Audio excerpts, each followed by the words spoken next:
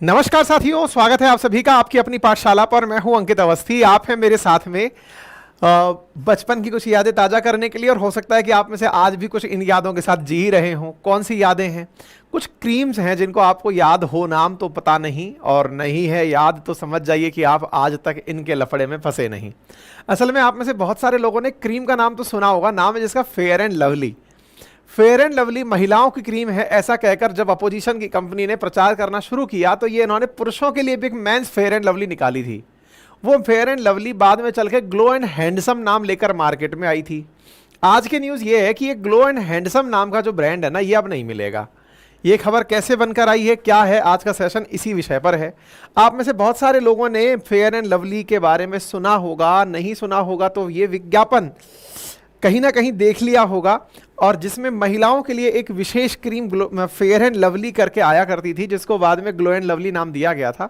आज का सेशन बड़ा ही इंटरेस्टिंग होने वाला है। आपको पूरी कहानी बताने वाला है कि कैसे fair and lovely glow and lovely बनी, कैसे fair and Lovely for man glow and handsome बना, और क्या है फेयर एंड हैंडसम के साथ उसका विवाद।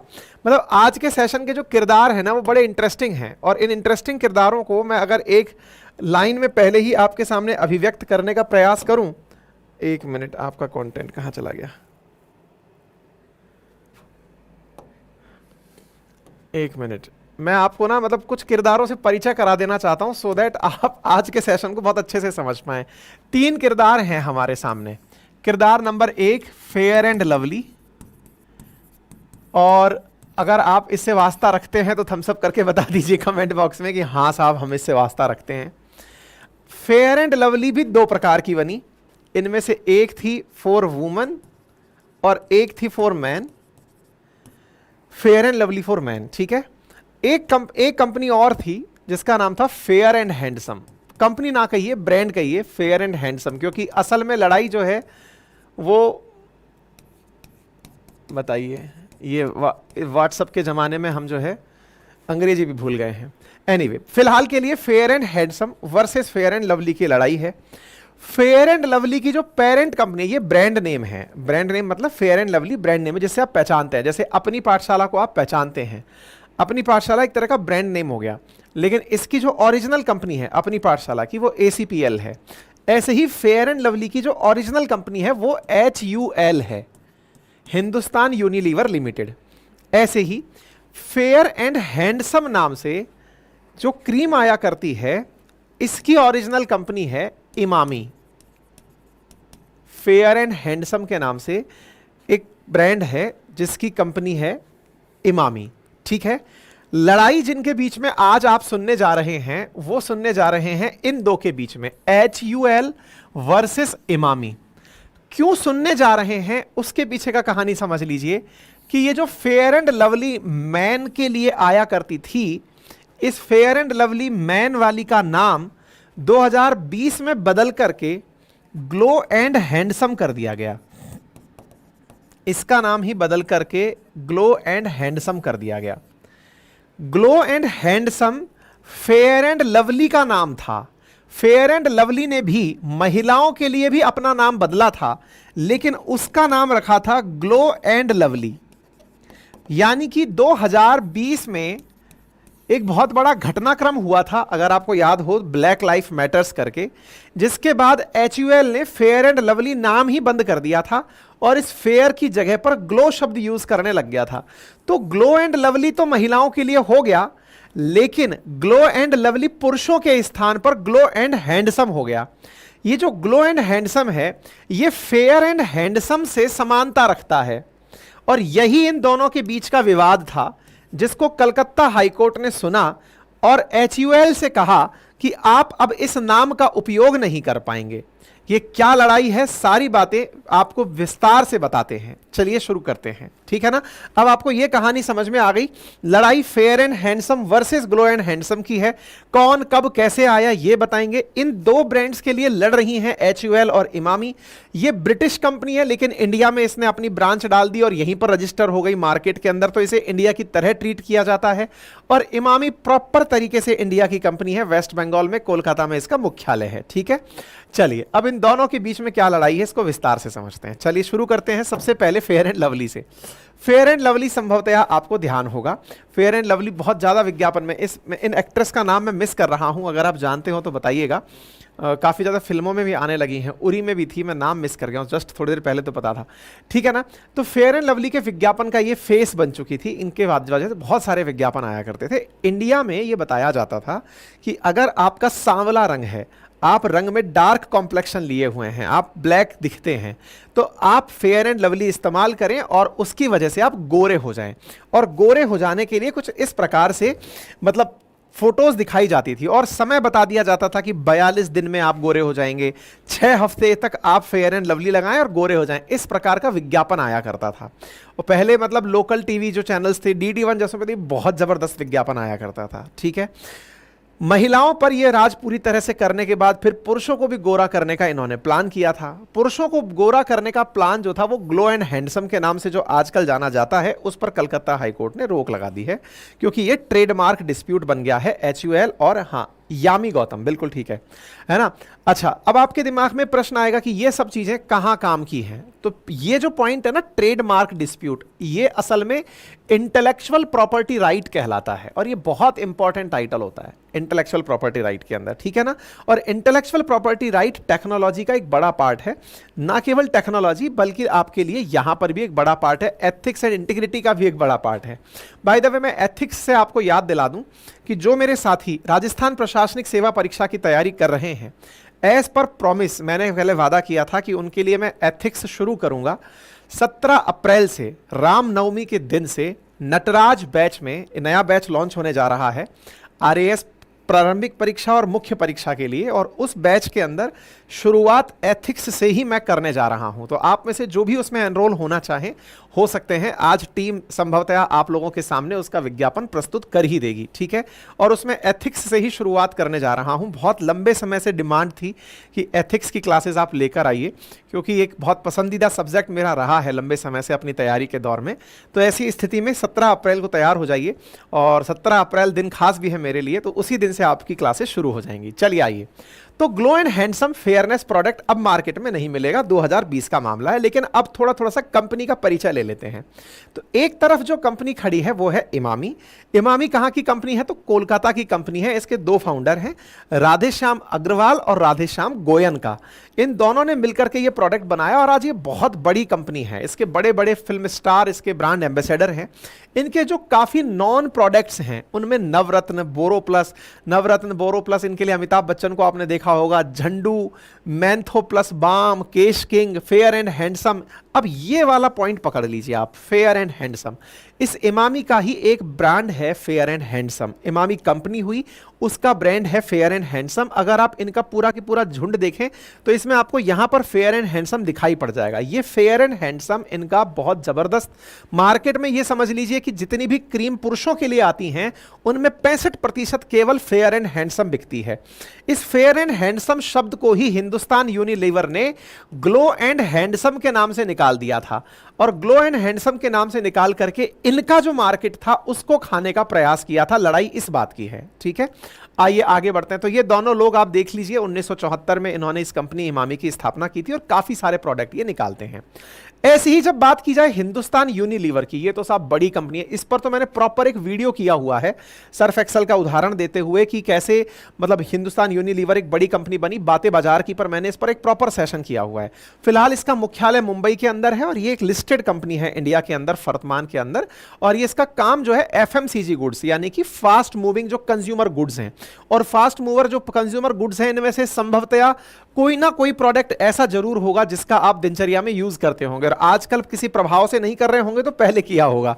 जिसमें से प्रमुख ब्रांड है इनका फेयर एंड लवली, यानी इनके अगर भारत में जो सबसे ज्यादा प्रोडक्ट बिकते हैं उनमें top leading product Fair and Lovely है। टॉप 5 प्रोडक्ट्स में ऐसे Clinic Plus, Lifebuoy, Dove, Kisan ketchup, Red Label, Surf Excel, Wheel, Rin, Sunsilk, ये इनके प्रमुख प्रोडक्ट हैं, कोर हैं, ये ही सबसे ज्यादा बिकने वाले हैं।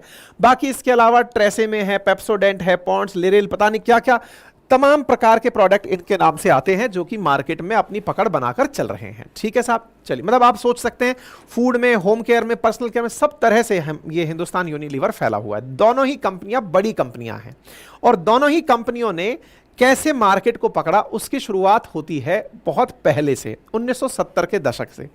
असल में माइकल जैक्सन नाम से एक बहुत ही प्रमुख पॉप सिंगर अमेरिका में हुए थे। तो वो पैदाइशी ब्लैक, यानी कि वो वर्ण में सफेद ना होकर के काले रंग के दिखते थे। अब ये काला रंग में क्यों बोल रहा हूं, क्योंकि यहीं से कहानी की शुरुआत है। लेकिन उन्हें इस बात का अंदर से बड़ा कॉम्प्लेक्स था कि मैं काला क्यों दिखता हूं, और उन्होंने जन्म से प्राप्त अपने रंग को भुलाने के लिए, गोरा रंग प्राप्त करने के लिए खूब सारी सर्जरीज करवाई, काले से गोरा बनने के लिए, गोरी स्किन लगाने के लिए, और अंत में वो बन भी गए थे गोरा। लेकिन गोरा बनने के लिए उन्होंने जो सर्जरीज कराई और उन सर्जरीज के लिए जो दवाइयां खाई, उनकी वजह से उनकी मौत हो गई, ऐसा डॉक्टर्स का कहना है। लंबे समय तक उनका इलाज भी रहा, लेकिन कहते हैं कि वो एक रहस्यमयी मौत मारे गए। खैर, जो भी कारण रहा हो, फिलहाल के लिए जिनको भी माइकल जैक्सन नाचते हुए याद हैं, उन्हें गोरा माइकल जैक्सन ध्यान आता है। चलिए, किसी दिन माइकल जैक्सन पर वीडियो करेंगे, उसमें आपको बताएंगे कि उस व्यक्ति की स्टोरी बड़ी ही मतलब अचंभे वाली जिंदगी थी। मतलब वो व्यक्ति अपने साथ में डॉक्टर्स की पूरी टीम रखता था। कहते थे कि उसने उम्र पर कंट्रोल स्थापित कर लिया था कि मैं अपनी उम्र को नहीं बढ़ने दूंगा। उनके बारे में बहुत तरह की कहानियां प्रसिद्ध हैं, मतलब पता नहीं, खैर ये चर्चा करेंगे, एक अलग वीडियो बनाएंगे उनके ऊपर। खैर, फिलहाल के लिए उनका काले से गोरा होना, इसको मार्केट ने समझ लिया कि कितना लोगों के अंदर अपने रंग को लेकर कॉम्प्लेक्शन है। अगर इस प्रोडक्ट को ये बेचा जाए कि माइकल जैक्सन तो पैसे वाला आदमी है जिसने अपनी सर्जरी करवा ली, प्लास्टिक सर्जरी करा के गोरा हो गया, लेकिन अगर कोई वाकई में गोरा होना चाहता है तो इसके लिए हिंदुस्तान यूनिलीवर ने अपनी लेबोरेटरी में एक प्रोडक्ट पर रिसर्च करवाना शुरू किया कि कैसे व्यक्ति काला होता है, और काला या फिर जो सांवला रंग है, अगर उसे हटाना हो तो इसके पीछे कारक कौन सा जिम्मेदार है। गोरे और काले व्यक्ति की स्किन में सबसे बड़ा अंतर किस चीज का है। यही जांच करते करते HUL के वैज्ञानिकों ने एक रिसर्च कंप्लीट की। उन्होंने vitamin B3, niacinamide vitamin B3 और सूरज की पराबैंगनी किरणों से सुरक्षा देने वाली सनस्क्रीन लोशन का एक फॉर्मूला बना लिया। अब देखिए, विटामिन B3 गोरे रंग के लिए और अल्ट्रावायलेट रेडिएशन से स्किन को बचाने का उन्होंने एक लोशन बना लिया। और कंपनी ने दावा किया कि जो काला रंग है, जो मेलेनिन के कारण जो हमारा डार्क कॉम्प्लेक्शन दिखता है, हमारी स्किन में जो मेलेनिन की ज्यादा मात्रा है जिसके कारण हम सांवले दिखते हैं, बोले ये जिन लोगों में ये पिगमेंट ज्यादा है वो काले हैं, और जिनमें ये पिगमेंट कम है वो गोरे हैं। तो गोरी त्वचा वाले लोगों के अंदर मेलेनिन की मात्रा कम होती है। अगर कोई भी प्रकार से हम ये वाला पेस्ट यूज करें, नियासिनामाइड और पैराबैंगनी किरणों की सुरक्षा देने वाला कोई लोशन लगा लें, तो किसी ना किसी प्रकार से हम मेलेनिन की मात्रा को कम कर सकते हैं। और अगर इसको हम कम कर सकते हैं, पिगमेंट की मात्रा को अगर हम कम कर जाएंगे, तो गोरे हो जाएंगे। इंटरेस्टिंग बात यह है कि जहां एक और माइकल जैक्सन ये सारा काम अपने ऊपर खर्चा करवा के रिसर्च के वो एक तरह से प्लास्टिक सर्जरी के थ्रू करवा रहे थे, वहीं दूसरी ओर इंडिया में उस समय 2 एक्ट्रेसेस ने बॉलीवुड में एंट्री ली थी। उनमें से एक प्रीति जिंटा थी और एक काजोल थी। काजोल डार्क कॉम्प्लेक्शन में थी और प्रीति जिंटा फेयर कॉम्प्लेक्शन में थी। जो काजोल हैं, इन्होंने भी उस क्रीम का विज्ञापन किया, और उस क्रीम से लोगों ने यह सेंस क्रिएट कर लिया कि काजोल जो आज गोरी दिखती हैं, उसके पीछे का बड़ा कारण यह है कि काजोल ने उस प्रकार की क्रीम का इस्तेमाल किया जो काले को गोरा बनाती है, और काले से गोरा वो बनती हुई दिखती भी हैं। आज रियल लाइफ में वो पहले वाली काजोल नहीं है जिनका सांवला रंग हुआ करता था। तो लोगों में यह विश्वास बैठने लगा कि क्रीम में कोई असर है। विज्ञापन मार्केट में आने शुरू हुए। फेयर एंड लवली के विज्ञापन। आप वही वाली बात है ना कि अगर मैं पहले मोटा हुआ करता था, अगर मैंने थोड़ा भी अपना वजन कम किया है, और मैं कहूं कि मैं वजन कम किया हूं, ये मेरी जर्नी है, तो मैंने इस कारण से कम किया है, तो उसमें वजन बनता है। मैं पढ़ने वाला विद्यार्थी हुआ करता था, लेकिन अगर मैं सेलेक्ट हो गया, तो सेलेक्ट होने के बाद मैंने कहा कि मैं ये पढ़ा करता था इसलिए सेलेक्ट, मेरी बातों में वजन आ गया। इस प्रकार से फेयर एंड लवली ने कुछ विज्ञापनों में ऐसे फिल्म कलाकारों को, ऐसे लोगों को टारगेट करना शुरू किया जिनके रंग में परिवर्तन आया, और विज्ञापन में दिखाना शुरू किया कि देखिए आप गोरे हो सकते हैं। 42 दिन में गोरा होने का प्रोडक्ट इन्होंने मार्केट में ला दिया कि साहब बस आप लगाइए, 42 दिन तक लगाइए, 6 हफ्ते में गोरा हो जाइए। जहां एक और पहले अमीर लोग अपने ऊपर तरह तरह के फाउंडेशन, मसाज और ये सब करा करके गोरे हुआ करते थे, फेयर एंड लवली एक नया प्रोडक्ट मार्केट के अंदर ला चुकी थी और बहुत सारे उपभोक्ताओं को ये अपने आप में बहुत बड़ी विजय लग रही थी कि अब मजा आ गया, अब हम गोरे हो सकते हैं। बस यही बात थी कि यहीं से ही लोगों के बीच में फेयर एंड लवली बहुत चर्चित चीज बन गई।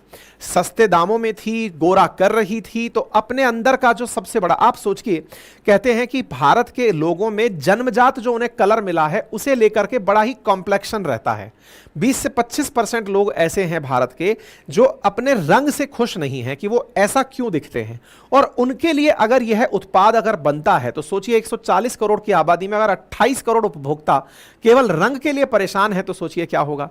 वहीं दूसरी ओर भारत में जो भारत के लोगों की स्किन है, इसमें एजिंग बहुत जल्दी दिखती है। हमारी स्किन की ही विशेषता है कि हमारे चेहरे पर झुर्रियां बहुत जल्दी दिखती हैं।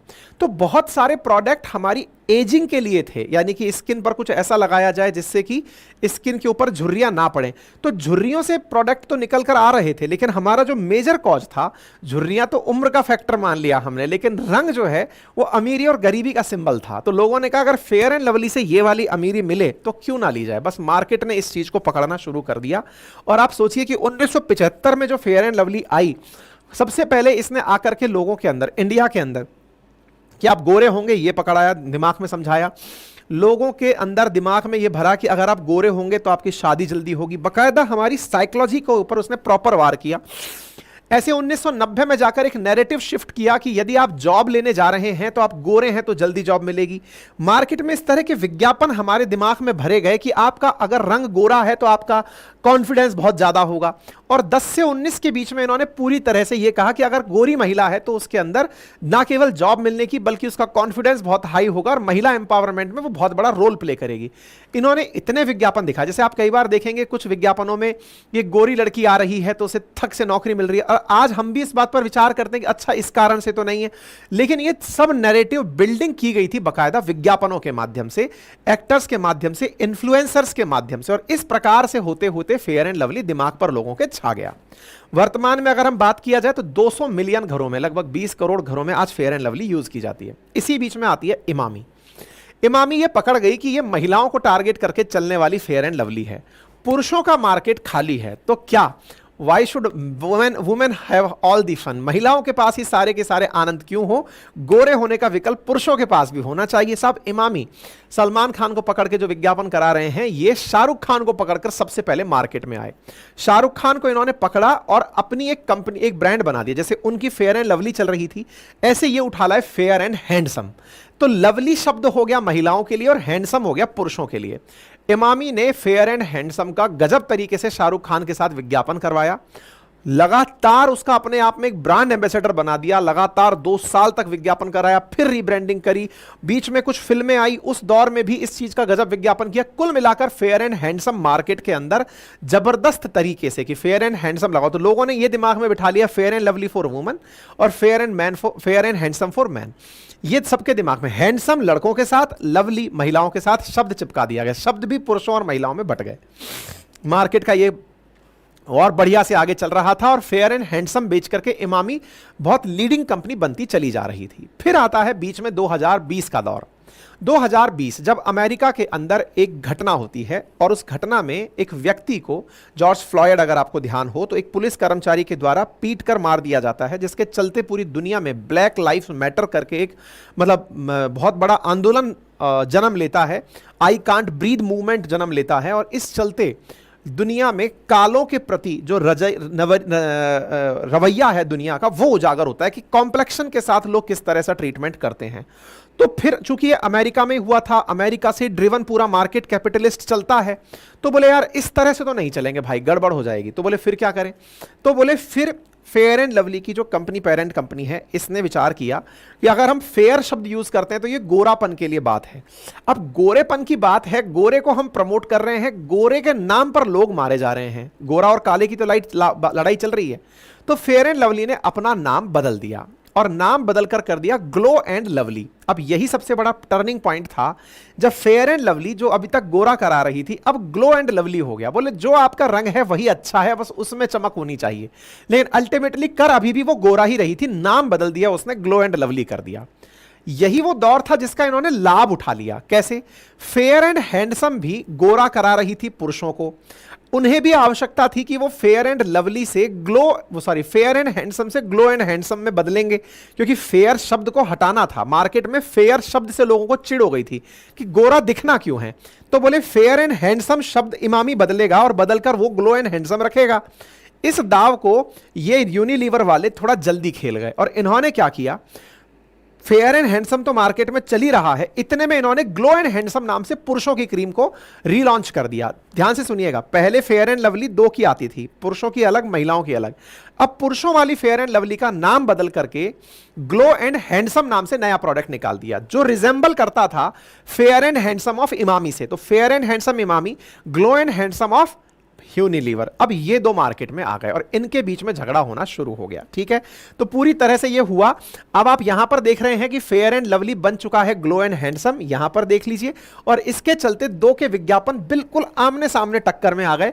फेयर एंड लवली जो बन चुकी है ग्लो एंड हैंडसम, और यहां पर फेयर एंड हैंडसम जो इमामी की तरफ से चल रही है, दोनों के विज्ञापन एक दूसरे के सामने आमने सामने आ गए। Fair and handsome versus glow and handsome. ठीक है, अब नामों में इतनी समानता है कि इस नाम की समानता से कंज्यूमर कंफ्यूज हो गया कि मैं कौन सी लेता था, फेयर एंड हैंडसम लेता था कि ग्लो एंड हैंडसम। और इतना ज्यादा विज्ञापन हुआ कि इसके चलते, क्योंकि फेयर शब्द हट गया है, ग्लो बन गया है, फेयर शब्द हट गया है, ग्लो बन गया है, तो लोगों के दिमाग में ग्लो एंड हैंडसम हो सकता है, बोले फेयर एंड हैंडसम ने भी अपना नाम बदल के ग्लो एंड हैंडसम कर लिया हो, जबकि फेयर एंड हैंडसम ही रही, और बोले ये ग्लो एंड हैंडसम शब्द हो गया होगा, इसलिए HUL के प्रोडक्ट के अंदर बढ़ोतरी हुई, बिकना शुरू हुआ, उनका सेम नाम हुआ और बिकना शुरू हुआ।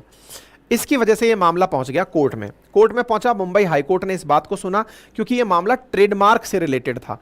कोई भी प्रोडक्ट नेम जब होता है, ब्रांड नेम जब होता है, उसका ट्रेडमार्क लिया जाता है। इंटेलेक्चुअल प्रॉपर्टी राइट के तहत आप इन ट्रेडमार्क्स को लेते हैं, और इंडिया में ट्रेडमार्क का एक ट्रेडमार्क एक्ट 1990 एक्ट है, जिसके तहत इसको लिया जाता है। तो बोले साहब ये पूरी तरह से ट्रेडमार्क का इन्फ्रिंजमेंट है। दोनों लोग कोर्ट में पहुंच गए।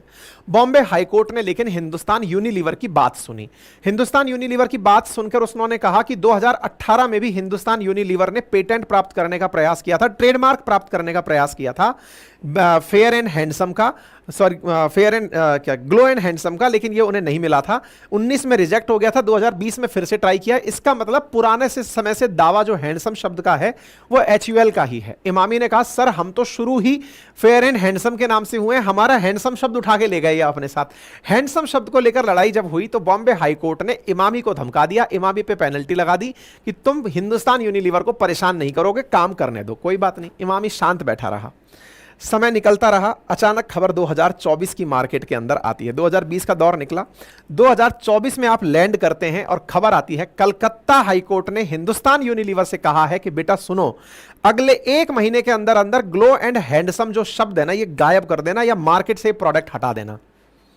यह है ताजा अपडेट। मतलब यह है कि कलकत्ता हाईकोर्ट ने हिंदुस्तान यूनिलीवर से कहा है कि आप अपना ग्लो एंड हैंडसम वाला जो टैग है ना, इस शब्द को हटाइए, क्योंकि यहां पर हैंडसम शब्द यूज किया गया है इमामी के द्वारा और उनका ट्रेडमार्क है, और ट्रेडमार्क दोनों के बीच में कंफ्यूजन पैदा करता है। कस्टमर इसकी वजह से परेशान होता है, वो धोखे में चला जाता है। तो HUL ने कहा सर हैंडसम शब्द तो बहुत कॉमन है, हर जगह यूज होता है। बोले वो बात सही है, स्टैंड अलोन अकेले में नाम यूज करिए ना हैंडसम का आप, लेकिन जो कॉम्बिनेशन है and handsome, fair and handsome and glow handsome, बोले इससे लोगों में कंफ्यूजन होता है। आप इस नाम से निकलिए, नहीं तो हम आपको निकाल देंगे। यानी कि कुल मिलाकर इमामी जीत गया है इस लड़ाई को कलकत्ता हाईकोर्ट के अंदर। ठीक है, ये थी पूरी कहानी। अगर कहानी रोचक लगी हो साथियों से साझा करें। चैनल पर नए हैं तो सब्सक्राइब कर लें। फिलहाल के लिए इतना ही। सब्सक्राइब करने के लिए यही रिक्वेस्ट कर सकते हैं आपसे कि भाई साहब सब्सक्राइब करें चैनल पर, जो लोग हमें रेगुलर सुन रहे हैं। और जैसा मैंने आपसे कहा, हमारे और भी चैनल्स, अपनी पाठशाला वनडे एग्जाम और अपनी पाठशाला PCS एग्जाम, इन्हें जाकर के भी आप ज्वाइन कर सकते हैं। जिन्हें मेरे हैंड रिटन नोट्स अपने घर पर मंगाने हैं, हिस्ट्री, ज्योग्राफी, पॉलिटी, इकोनॉमी के चारों सब्जेक्ट के हैंड रिटन नोट्स जीरोक्स करा के 3000 पेजेस के नोट्स आपके घर पर including courier charges with in 7 days मात्र 1 रिटर्न लाइन के अंदर डिलीवर किए जा रहे हैं। और जल्दी से अभी कमर कस लीजिए, क्योंकि 17 अप्रैल से शुरू होने जा रहा है नया बैच नटराज। और उसके अंदर एथिक्स वाला जो पोर्शन है ये मेरे पुराने विद्यार्थियों को भी देखने को मिलेगा और जो नए बच्चे एंट्री करेंगे उन्हें भी मिलेगा, और एथिक्स से ही मैं शुरुआत कर रहा हूं। चारों subject history, geography, polity, economy को बेहतरीन तरीके से पढ़ाने के बाद अब नए सब्जेक्ट की बारी एथिक्स की है, और 17 तारीख बहुत खास, तो अपने आप को एनरोल कर लीजिए। टीम जल्दी ही आपके सामने एप्लीकेशन का लिंक पेस्ट कर देगी, वहां जाकर आप अपने आप की सीट पहले ही रिजर्व करा लें। थैंक यू सो मच, अपना ख्याल रखें।